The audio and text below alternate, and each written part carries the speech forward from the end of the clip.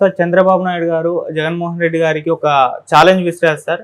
బహిరంగ చర్చకు రావాలి అని చెప్పేసి. మరి జగన్మోహన్ రెడ్డి గారు బహిరంగ చర్చకు వస్తారా?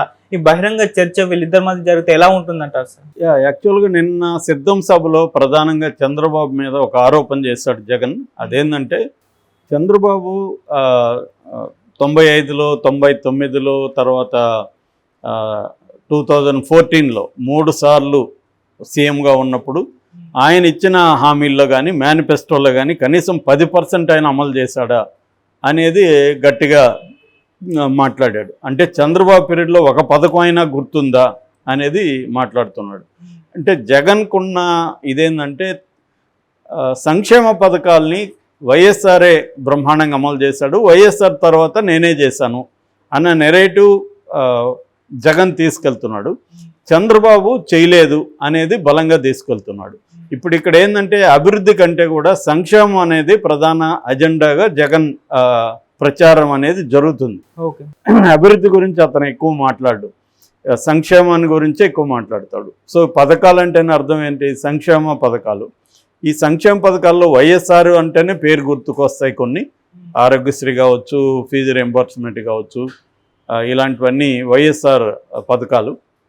దాని తర్వాత జగన్ పథకాలు అవి కూడా చాలా ఉన్నాయి. అమ్మఒడి కావచ్చు, తను మళ్ళీ పెన్షన్ స్కీమ్లు కావచ్చు, నాడు నేడు కావచ్చు, ఇలాంటివన్నీ. సో ఇవి కంపేర్ చేస్తున్నాడు. కంపేర్ చేసినప్పుడు చంద్రబాబు దానికి నిన్న ట్వీట్ చేశాడు. చంద్రబాబు ఏం చెప్తున్నాడంటే, నీకు దమ్ముంటే చర్చకు రా, అభివృద్ధి సంక్షేమాలకు సంబంధించి మన ఇద్దరం చర్చిద్దాం, నువ్వు రా, దమ్ముంటే రా, ప్లేస్ నువ్వు చెప్పినా సరే, డేట్ నువ్వు చెప్పినా సరే అని ఒక బాలకృష్ణ డైలాగ్ స్టైల్లో చెప్పాడు. సో దానికి జగన్ ఒప్పుకుంటాడా అనేది చూడాలి. మామూలుగా అయితే అమెరికాలో ప్రెసిడెన్షియల్ క్యాండిడేట్స్ ఇలా చర్చించడం అనేది వాళ్ళకి రాజ్యాంగంలోనే ఉంది. వాళ్ళు అనేక మొత్తంగా బ్రాడ్గా కాకుండా ఇష్యూ బేస్డ్గా వాళ్ళు డిస్కస్ చేస్తారు ఓపెన్గా. ఈ డిస్కషన్ అనేవి, డిబేట్స్ అనేవి వెరీ ఇంపార్టెంట్. ఆ డిబేట్స్ వీడియోలు దొరుకుతాయి, రికార్డు కూడా ఉంటుంది, టెక్స్ట్ ఉంటుంది, చాలా ఆర్గనైజ్డ్గా ఉంటుంది. ఆ డిబేట్స్ మీదని మొత్తం టీం అంతా వర్క్ చేస్తూ ఉంటుంది. ఎందుకంటే ఈ డిబేట్స్ మీద బేస్ చేసుకొని న్యూట్రల్గా ఉండే ఓటర్స్ ఇన్ఫ్లుయెన్స్ అయ్యే అవకాశాలు ఎక్కువ ఉంటాయన్నమాట. అది చాలా మంచి పద్ధతి కూడా నిజానికి. డెమోక్రసీలో ఏంటంటే చర్చలు అనేవి చాలా ఇంపార్టెంటు. ఇప్పుడు ఆరోపణలు కాకుండా నిజంగా కూడా చంద్రబాబు ఛాలెంజ్ని జగన్ స్వీకరించి వీళ్ళిద్దరూ చర్చిస్తే మాత్రం ఖచ్చితంగా బాగుంటుంది. ఎందుకంటే ఒట్టి ఆరోపణలు చేసుకోవడంలో ఏం ఉపయోగం ఉంది? కాంక్రీట్గా చంద్రబాబు 3 సార్లు ఆయన సీఎంగా ఉన్నప్పుడు ఏమేమి చేశాడు, అట్లాగే జగన్ ఏమేమి చేశాడు, రెండోది జగన్ ఏమేమి చేయబోతున్నాడు, చంద్రబాబు ఏమేమి చేయబోతున్నాడు, ఏ ఇష్యూ మీద వాళ్ళ వైఖరి ఏంటి, ఈ విషయాల మీద ఖచ్చితంగా చర్చలు జరిగితే మాత్రం బాగుంటుంది. కొత్త సంప్రదాయంగా కూడా ఉంటుంది. అది మనోళ్ళు ఏంటంటే ఆరోపణలకే పరిమితం అయ్యారు. చంద్రబాబు ఆ రకంగా ఛాలెంజ్ చేశాడు కాబట్టి జగన్ కూడా ఛాలెంజ్ని యాక్సెప్ట్ చేయాలి. ఎందుకంటే జగన్ కూడా అదే కదా ఆరోపించాడు. దాని బదులు ఇద్దరు కూర్చొని డిస్కషన్ పెట్టారనుకో జనాలకు అర్థమవుతుంది కదా. అప్పుడు ఫ్యాక్ట్స్ ముందుంచుతాయి. ఎప్పుడైనా కూడా ఆరోపణల కంటే కూడా ఫ్యాక్ట్స్ అనేవి తెలియాలి. సో ఆ రకంగా చంద్రబాబు 3 సార్లు ఉన్నప్పుడు, అంతకుముందు సమైక్య ఆంధ్రప్రదేశ్లోనూ తర్వాత విడిపోయిన ఆంధ్రప్రదేశ్లోనూ సపరేట్గా పెట్టుకొని ఏమేమి అభివృద్ధి చేశాడు, ఏమేమి సంక్షేమ పథకాలు చంద్రబాబు యూనిక్గా అమలు చేయగలిగాడు ఆయన చెబుతాడు. జగన్ దాన్ని ఎట్లా కౌంటర్ చేస్తాడు, జగన్ పరిపాలనలో 57 నెలల పరిపాలనలో జగన్ ఏమేమి చేశాడు, ఇవి చర్చించడం ద్వారా. అట్లాగే కొన్ని ఇష్యూ బేస్డ్, ఇప్పుడు ప్రత్యేక హోదా ఉంది, తర్వాత పోలవరం ఉంది, ఇట్లాంటి అనేక ఇష్యూలు ఉన్నాయి కాబట్టి విభజన హామీలకు సంబంధించి కానీ, వాటర్ ఇష్యూస్ కానీ, ప్రాజెక్టులు కానీ, ఇట్లా ఇష్యూ బేస్డ్గా వీళ్ళు కానీ కొన్ని ఏరియాల్లో చర్చలు పెడితే మాత్రం ఖచ్చితంగా అది బాగుంటుంది. మరి ఆ ఛాలెంజ్ని జగన్ స్వీకరిస్తాడంటే డౌటే. ఎందుకంటే జగన్కి అటువంటి లక్షణం లేదు. స్వీకరించి డిస్కషన్కి వచ్చే ఎలక్షన్ మామూలుగానే అతను ప్రెస్ మీట్లే పెట్టాడు, ఇప్పటివరకు పెట్టలేదు. మీడియాతో కూడా మాట్లాడడం అనేది వెరీ వెరీ రేరు. కాబట్టి జగన్ ఏంటంటే ఎప్పుడైనా ఈ పథకాలు ఇచ్చి బటన్ నొక్కేటప్పుడు మాత్రం మాట్లాడతాడు. ఇప్పుడు ఎలక్షన్స్ వస్తున్నాయి కాబట్టి సిద్ధం సభలకి అతను ప్రిపేర్ అయ్యొచ్చు మాట్లాడుతున్నట్టే కనబడుతుంది. కానీ చర్చలకి రావడం, కాంక్రీట్గా డిఫరెంట్ ఇష్యూస్ మీద తన అభిప్రాయాల్ని స్పష్టంగా చెప్పడం అనేది జగన్కి తక్కువ. చెప్పలేడని కాదు, అతను జనరల్గా అది చేయట్లేదు. మామూలుగా చెప్పగలడు. మొన్న కూడా తిరుపతిలో చూసాం కదా మనం, ఎడ్యుకేషన్ సమ్మిట్లో. దాని మీద క్లియర్గా తన అభిప్రాయాలు, ఎడ్యుకేషన్ మీద తను ఏమనుకుంటున్నాడు, ఇంగ్లీష్ ఎడ్యుకేషన్ ఎందుకు ఇంట్రడ్యూస్ చేశాడు, ప్లాన్ ఐబీతో ఎందుకు ఒప్పందాలు కుదుర్చుకున్నాడు, ఫ్యూచర్లో ఎలాంటి ప్లాన్స్ ఉన్నాయి, ఇవన్నీ నీట్గానే ప్రజెంట్ చేశాడు. అలాగా ప్రజెంట్ చేస్తే ఇష్యూస్ మీద అతనికి కూడా మంచి జరుగుతుంది. ప్లస్ ప్రజలకు కూడా రెండు పార్టీల నడుమ క్లారిటీ వస్తుంది.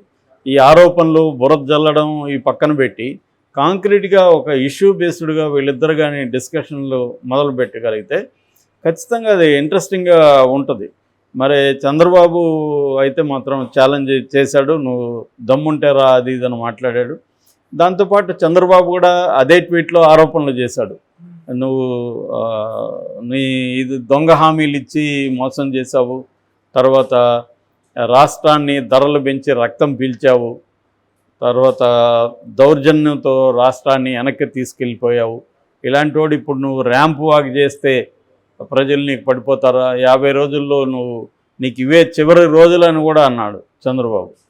సో ఆ రకంగా చంద్రబాబు కూడా చాలా సీరియస్గానే జగన్ మీద అటాక్ చేస్తున్నాడు. కానీ చర్చలు పిలవడం అనేది అయితే మంచి పరిణామం. దీన్ని జగన్ ఒప్పుకుంటాడా, లేకపోతే జగన్ తరపున ఇంకెవరినన్నా చర్చలకు పంపిస్తాడా, అసలు అది నెగ్లెక్ట్ చేస్తాడా అనేది చూడాలి, ఇగ్నోర్ చేస్తాడని. నాకు తెలిసి అయితే జగన్ రాడు చర్చలకి. వస్తే మాత్రం ఇంట్రెస్టింగ్గా డిబేట్స్ ఉంటాయి. ఇందాక నేను చెప్పినట్టు అమెరికాలో కానీ కొన్ని యూరోపియన్ కంట్రీస్లో కానీ ప్రెసిడెంట్ క్యాండిడేట్స్ స్పష్టంగా తన మీద మాట్లాడతారు. దాని మీద ఆ టీమ్స్ అన్ని రీసెర్చ్ టీమ్స్ ఉంటాయి. ఆ టీమ్స్ అంతా విత్ డేటా వర్క్ చేస్తారు. ఒక్కొక్క ఇష్యూ మీద, నేషనల్ అండ్ ఇంటర్నేషనల్ ఇష్యూస్ మీద వాళ్ళు డిబేట్లు చేస్తారు. కానీ అట్లాగే మోడీకి కూడా ప్రెస్ మీట్లు పెట్టే లక్షణం లేదు. మోడీ కూడా ఏంటంటే తను అనుకున్నప్పుడు అడ్రస్ చేస్తాడు తప్ప ప్రెస్తో మాట్లాడడం, ప్రెస్లో క్వశ్చన్స్కి ఆన్సర్ చేయడం అనేది మోడీకి కూడా లేదు. ఆ లక్షణాలు చాలా వరకు జగన్లో కూడా ఉన్నాయి. అదే కేసీఆర్, చంద్రబాబు అట్లా కాదు. కేసీఆర్, చంద్రబాబు ఏంటంటే మీడియాతో మాట్లాడతారు, చిట్ చాట్ చేస్తారు. ముఖ్యంగా వీళ్ళిద్దరిలో కూడా చంద్రబాబు వెరీ మీడియా ఫ్రెండ్లీ. ఆయనకి మీడియాతో మాట్లాడడం చాలా ఇష్టం.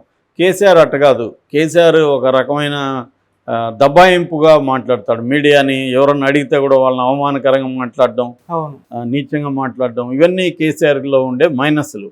ఎందుకంటే అతను మీడియా ఆ పర్సన్ సరిగ్గా అడగకపోవచ్చు, ఆ పర్సన్కి నాలెడ్జ్ లేకపోవచ్చు, కానీ సమాజం తరపున వాళ్ళు ఒక ప్రతినిధులలాగా సమాజానికి సంబంధించిన అనేక ఇష్యూస్ మీద మీడియా అడుగుతున్నప్పుడు ఆ ప్రశ్నకి నువ్వు ఆన్సర్ చేయాల్సిన బాధ్యత ఉంటుంది. కానీ అతన్ని ఎగతాళిగా మాట్లాడడం, అతన్ని దబాయించడం, దౌర్జన్యంగా మాట్లాడడం, నీ పేపర్ సంగతి తేలుస్తానని చెప్పడం, అది నెగిటివ్ అయింది ఎలక్షన్లో కూడా. ఇవన్నీ ఏంటంటే కామన్ పీపుల్ కూడా అబ్జర్వ్ చేస్తుంటారు, విపరీతంగా వాచ్ చేస్తారు. ఇవి నాయకులు మాట్లాడుతున్నప్పుడు వాచ్ చేస్తారు. జగన్లో అటువంటి ఇబ్బంది ఉంది.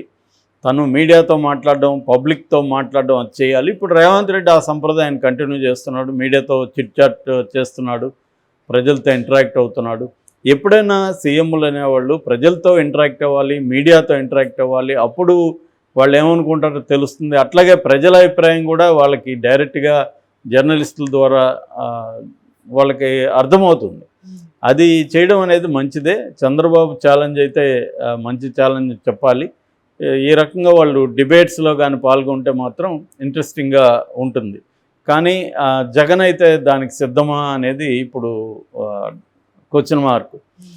ఎందుకంటే చంద్రబాబుకి కోపం వచ్చినట్టుగా అర్థమవుతుంది. నేను 3 సార్లు ముఖ్యమంత్రి ఉండి కూడా ఏమీ చేయలేదు అంటున్నాడు జగన్ అనేది చంద్రబాబుకు ఉంది. ఒకవేళ చర్చకి రాకపోయినా చంద్రబాబు కూడా ఈ 3 దఫాలుగా తాను ఏమేమి చేశాడు, తన మార్క్ అంటే యూనిక్, చంద్రబాబు అంటే ఏ పథకం గుర్తుకొస్తుంది, ఇవన్నీ చంద్రబాబు కూడా చెప్పడం అనేది కూడా మంచిదే ప్రజలకి. దానివల్ల జగన్ అబద్ధాలు చెప్తున్నట్టుగా చంద్రబాబు నిరూపించే అవకాశం ఇప్పుడు ఏర్పడింది.